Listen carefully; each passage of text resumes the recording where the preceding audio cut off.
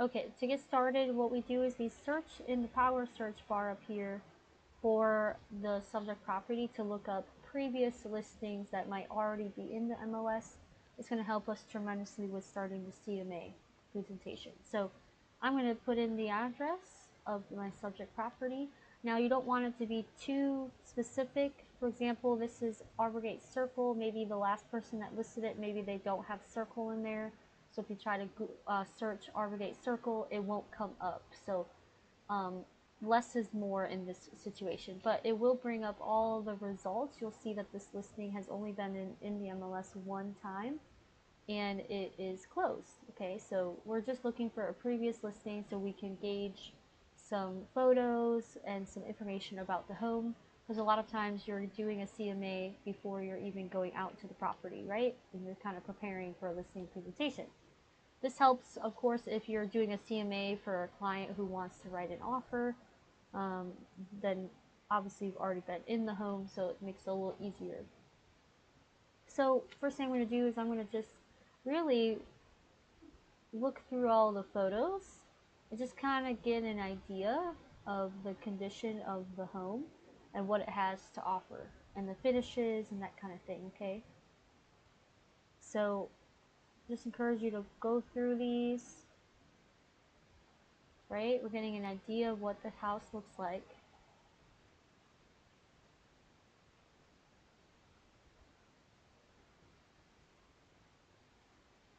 So once we've done that, the other thing you want to open is the tax documents, which is right above the price here, this first yellow icon. If I click on that, it will open up another tab with the tax report. You just want to verify the information on here is accurate. So I'm going to go back to Paragon and I'm just going to kind of review. So I've got 3 bedrooms, 2 baths, 1,300 square feet, built in 1983. It's in Irmo. It's technically Columbia. If I scroll down here, I'm going to see all more information. Sometimes I like to read the remarks just to see what maybe I can't tell from the photos.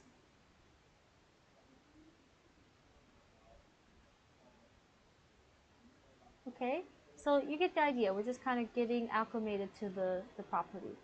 Next thing we're going to do is we're going to hit this CMA button, and then you're going to say create presentation. I always name the presentation the address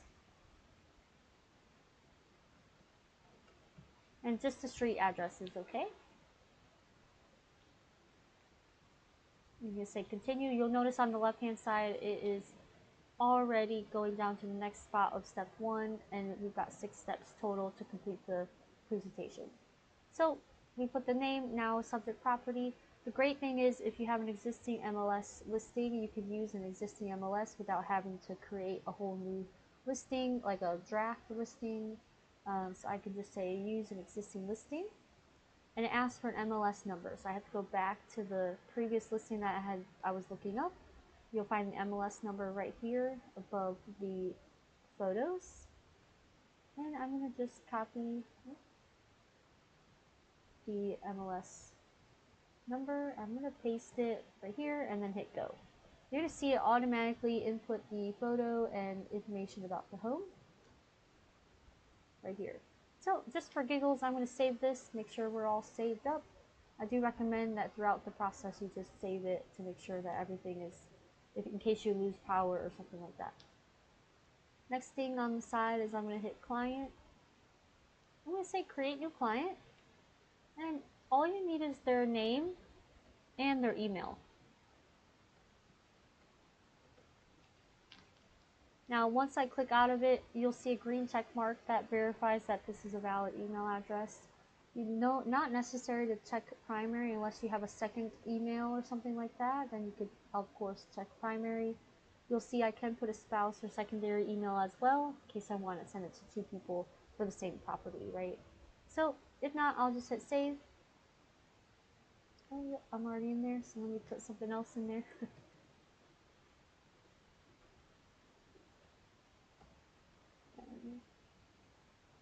Okay, perfect. So now my step 2 is to find my actual comparables. So I'm going to say add comparable. Of course, this is a residential home. I'm not, if I'm going to be doing land, I'll use lots and acreage. If I am doing a multifamily, like a duplex or something like that, I'll use that. Or maybe I'm trying to determine what can my client get for rent for a house that they're trying to buy, then you could do a CMA for rentals. Another great thing is you can add a specific MLS number. So let's just say you already have some comparables in mind that you already found. You can add that here, and you can just put in the MLS number and hit go. Okay. But we have not found any comparables yet, so I'm going to hit residential. And I always start with status and location and then features. So I'm going to start with, I want to focus on closed and pending. The reason why I don't do active is because they have not sold yet, and so I only want to see what the market is supporting, not what it isn't supporting, right? I do, on the flip side, recommend looking at active homes just to see what the competition is and be ready for any questions at the listing appointment. Say there's a house for sale down the road that is active and not under contract. We still want to be aware of that, look at it and see what the price is and that kind of thing, but I'm not going to be using it to determine a price for my listing. So of course my next thing is location. So you can do a couple different things. You can put it by city, zip, area, subdivision, or using the map. Now city and zip and area is very, very broad. So if you're not finding very many comparable properties, then those broad options are going to be great. But if you want to get really granular and really focus on the area and be finding comparables that are close to the property, which is what we recommend, then you're first going to try the search by map. Now, I do really like the subdivision option though. If it's a big subdivision, this is a great way to not use the map tool and just maybe the easiest. This subdivision though, I already know is not a very big subdivision, so I'm not going to use that. So I'm going to use the map. You'll notice it opens like kind of another tab, but I'm still over here. You see that? It's almost like an internet tab. We're still on the criteria here for comparables, but it just opened up the map search. So you can notice that if I just click here, it'll just take me back here to this tab. So it's kind of small, but there's an area here where the address can be inputted. So I'm just going to go ahead and input the address of my subject property. Now this, you will have to put the full address as it is a map tool, so it will pull from anywhere in the United States. So once I have that, I'll hit this search button. It's going to find the property and put a flag right there. So when you see that flag, then you know you're good. So I know this area well, so I'm going to be focusing on properties that these are all circles, okay? So they're very, very common to, or they're very similar homes, okay? Okay.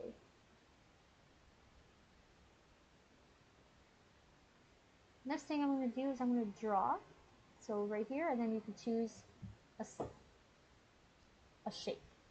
So I'm going to say just radius is probably my favorite, but in this case, I do want to kind of have like a irregular shape. But let me just show you what a radius looks like. I could start here, and if I click once, it starts in the middle of the circle. I'll click one time, and then I can move my cursor as big as I'd like it in order to get like all this area. And then when I left click again, it'll actually solidify the circle. I can edit this by clicking edit, and then I can delete it. Let's just show you what the rubber band looks like. It's kind of like a square. So it looks like this. I can make it whatever shape I want, but it's a square. So this could be another option. I'm going to delete that, and I'll show you the other option that is really, really fun. So every time I left click, it's going to create a boundary. So I'm going to left click once, and then it gives me a line. When I left click again, it creates a boundary. left click again, creates a boundary. Left click again, creates a boundary. You see what I'm saying? So I can make it like a weird shape if there's only like a very specific area that I want to focus on. Now I can pull in these other areas, so I'm going to go ahead and make another shape. You can have up to 3 shapes. This area even could be comparable as well.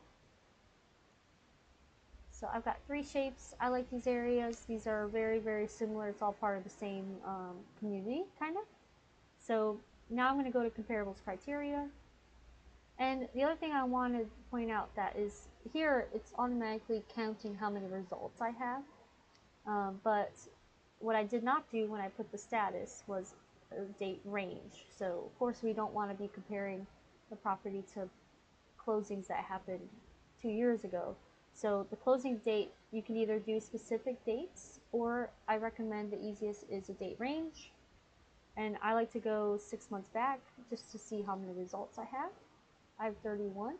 That's a pretty good amount, so I'm going to narrow this down even more and start using specific information. So I'm going to go back to my power search just to verify. Okay, I've got 3 bedrooms, 2 baths, 1,300 square feet, and it's built in 1983. I'm going to go back to my CMA, which is still tabbed here. So you'll notice this is like an internet tab. I can go back and forward.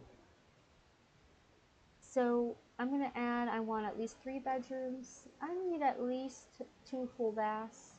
And I need at least 1,100 square feet. Now there's no rules as far as square footage, but I would say you want within 300 square feet of your subject property. I would say you want at least the number of bedrooms and at least the number of bathrooms. Sometimes I'm lenient on the number of bathrooms. It does not let you do half bathrooms here though, so it's hard. I'm going to do 2. Now I still have 31. Let's just get even more granular and change this to 90 days back. Let's just do the last 3 months. So even in the last 3 months, there's been 22 sales, so quite a bit. And I like those numbers, so I can get even granular if you want, and look at. I also need to look at homes that are only 1-story homes, right? So you don't want to be comparing homes that are a 1-story to a 2-story and vice versa. You really want them to be similar in style. So I'm going to add. I'm going to customize and hit fields in order to add some things that are not showing up automatically. So let's just say stories, number of stories. I'm going to say add. It's going to be added, and I'm going to hit apply. And now I should see number of stories down here. So I'm going to say 1, and my max is 1. I only want a 1-story home. Now I have 19, so that took off a couple. Let's do another one. I'm going to add a field, and I want to add year built. I'm going to apply that. It's going to refresh, and I'm going to go to the bottom again to find my year built. And I'm going to say, okay, this was built in 1983, so I'm going to say 1985 or 75 up to 1999. There's only 4. That's pretty granular. We want at least 3 options. Now normally I try to get a little more options to at least look at, because they're not all going to be perfect matches. But let's just take a look at those. Because what I've done is I've really made it granular. I've really gotten to the nitty gritty of what I'm looking for. And already I can tell these homes are very comparable, very close to style, and that's what I'm looking for. So this one was built in 1988, 1,100 square feet, 3 bedroom, 2 baths. This one, if I scroll all the way to the bottom, it'll show me that it sold for $185. And I'm going to look at the pictures, of course.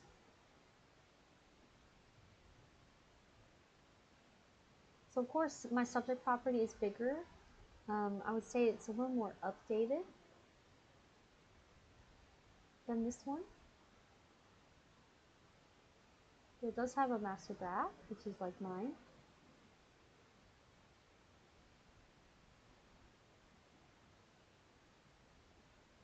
Okay, it's got a good sized yard, a deck. It's pretty comparable. But I would say mine is a little bit better, but that's okay. It's okay if they're not perfect. We're just getting an idea. So I'm going to go to, I can go to the next ones over here. The single arrow goes to the next one. The double arrow goes to the last. Same thing over here. This one would go to the left one or to the very first. So I'm going to go one over, and it's going to take me to the second listing. This one is built in 1997, 1,100 square feet, 3 bedroom, 2 bath. Let's take a look at the photos.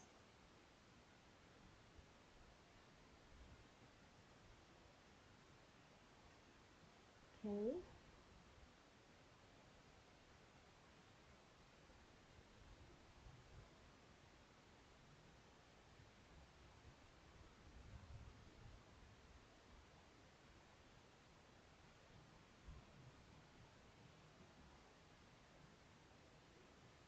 This one's not a bad comparable either.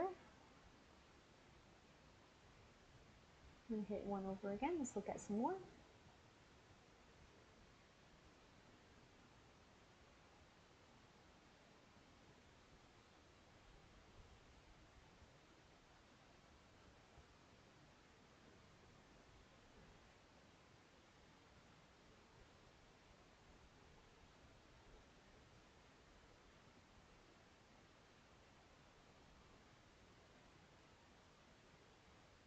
So I have, this subject property has a sunroom just like that. It's a pretty big yard. It's a pretty good comparable as well. This one, the last one, is built in 1988, so it's about 5 years newer. Does have a little 75 square feet more, 3 bedroom, 2 baths. So let's look at the photos.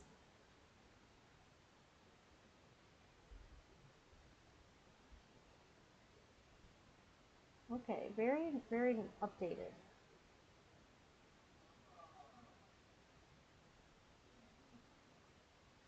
Okay, very open concept. It's probably newer. High ceilings.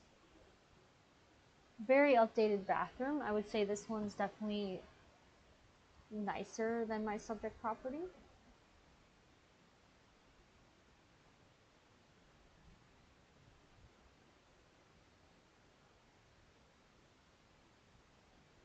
Okay, so now the hard part is kind of picking which ones you like. I like all of them, to be honest. This last one is probably a little newer than I would go for, as far as a comparable.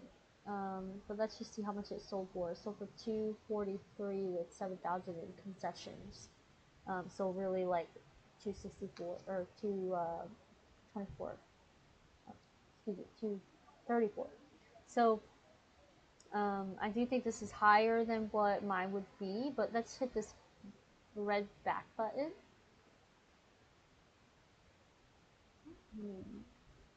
Red back button. This takes me back to my list of properties, and then I can kind of pick which ones I want to include.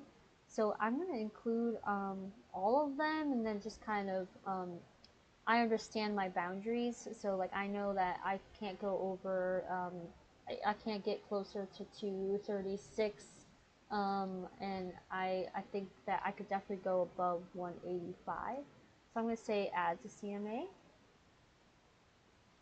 It's going to ask me if I want to add to selected. So I've added all 4 of them. You can see that one is still pending. It's not closed yet. So we don't know really how much it sold for. So next one is you can make adjustments. So if I do adjustments,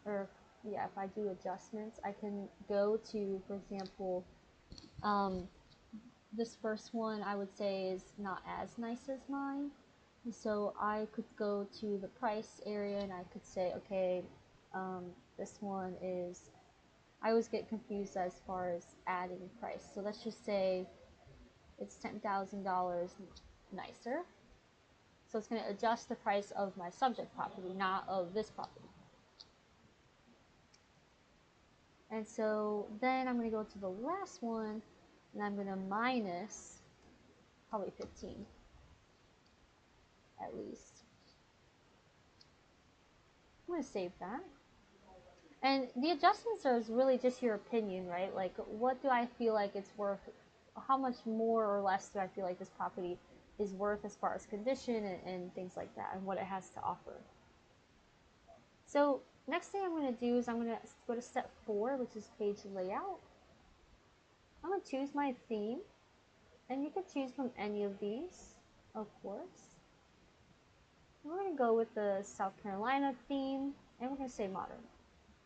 Not necessary really to do a footer and disclaimer, in my opinion, but you could just say, okay, hey, this information is deemed reliable but not guaranteed, sure. Step 5 is presentation setup. This actually is the part of the presentation, or part of the steps that you actually choose what goes into the presentation.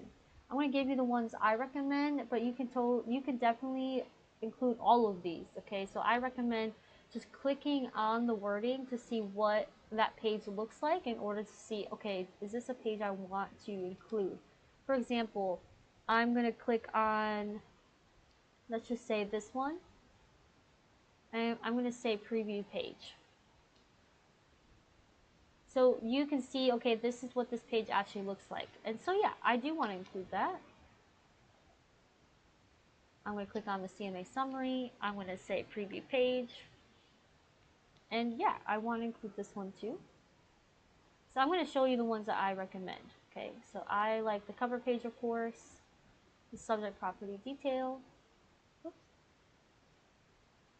I like to use the vertical comparable report, the CMA summary, the price analysis, seller net sheet, the map, because this map is a great thing to show them. It shows them where the subject property is compared to the homes that we use to compare it to, right? It's important. Now you can include a page where you actually type in.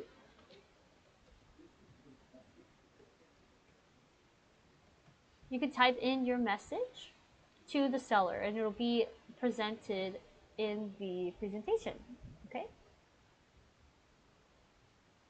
And then the rest of these documents are they're not things that have to do with the home, but more generic. They're the same on every single presentation. They're just PDFs. So this one's all about determining value, what determines value. The ones I really like are the maximizing first impressions, intelligent pricing, moving checklist. Those are my like top 3. Some people like to do a value of a real estate professional, even the determining value. I would say that that's probably important too, but marketing planner might be a great one for someone who has never sold a home before and they don't know the steps of what to do. And of course the moving checklist will be to help them understand what to do to move, right? So now that I've selected the ones that I want, now keep in mind these ones up here you do have to edit. So for example, the seller net sheet, I have to actually fill in these fees, right? Their costs. So I always do, this one is going to be transfer taxes. This is going to be attorney fees, recording fees, listing agent commission. I'm going to prepare them for the buyer agent commission. This is negotiated and when we get an offer, of course. This is like in general the costs that a seller has. Okay, so you'll see here though I've got a low and a high. Where do I pull that from? Well, let me show you. The comparable price analysis, if I click on that, is going to give us a range or some ideas. It shows us the low, the average, the high, and the median. So I always like to use the average or the median. So in this case, I would say that for this person, I would probably say, okay, in my opinion, you would list the home between 200 and 6,000 and 208, right? That's only that's a small range. I usually do like a $5,000 range. So like in reality, I'd probably do like, even though it's not exactly what the average and median is, in my mind, I would say, okay, when I get there, let me see the condition of the home. Let me talk to them and see like where we're at in this. Because I feel like these prices are pretty good, even on the low or even on the median side. It's just a good range.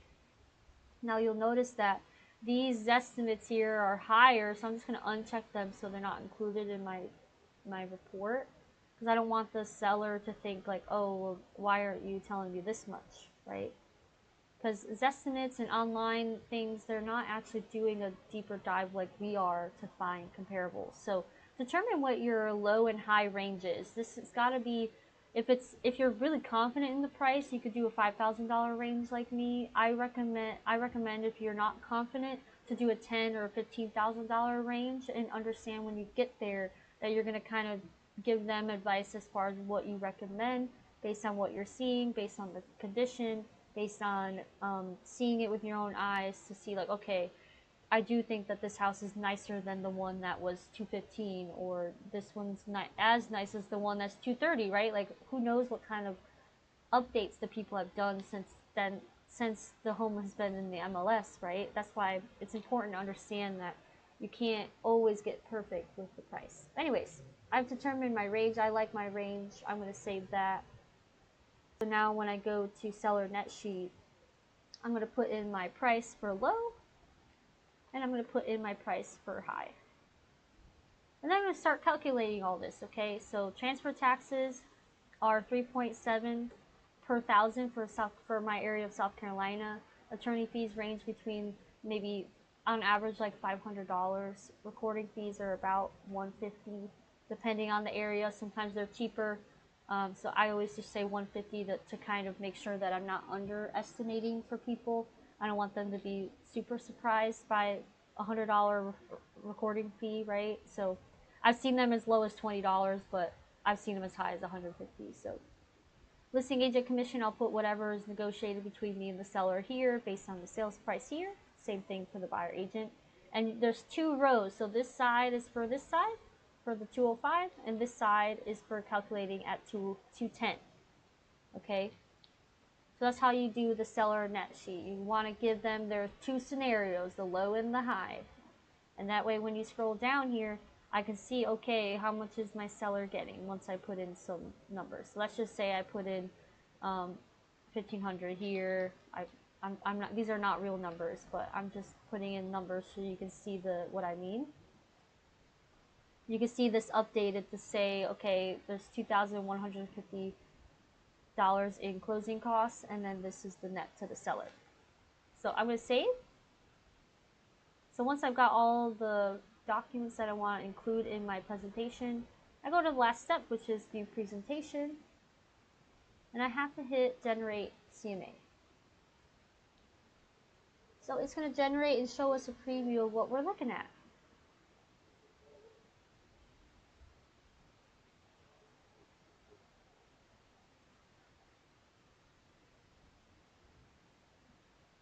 So it's the property. Here's my comparable report. It always shows the subject property first. Since I used 4 comparables, there's two pages of comparables. Here's a summary showing the medium, average, low, and high. A summary report. I like this report because it gives me an idea of average days on market right here, as well as how many days on market this pending one was. So I can just really go to them and say, okay, if we price it right, we can anticipate 18 days on the market, or as high as 81, just depends.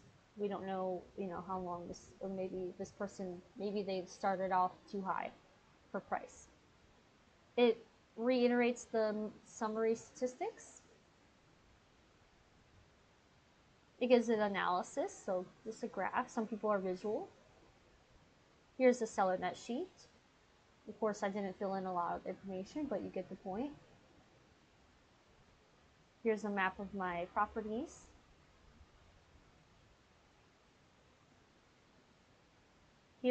is the beginning of all my PDFs where they're pre-established documents. So they're not special to your subject property, just like the rest of the report was.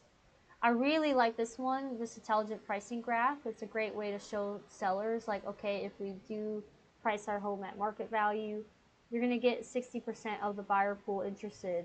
If we're even 10% too high, we're going to lose half of those buyers. If we're even 15% too high, we're only going to have 10% of people interested. So you're going to know pretty quickly, the market's going to tell us if we don't have any people interested that we're too high. Obviously, if we get a lot of interest, then we're probably more down here, right? We're either priced really well, or we're a deal, or right perfectly at market value. Here's their moving checklist. And now I can either email this to my client like this, and it just says link to CMA packet, and then I can say 4110 Arbor Gate Circle, and I can write a message here, and they can click on it to view, and I can just write in here where it goes, and I can just hit send. If I hit send, it'll give me a green light that yes, it went through, okay?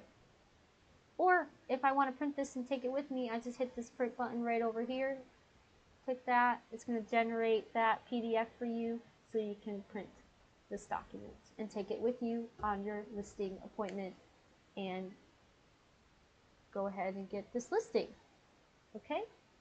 So I hope that helps, and happy selling.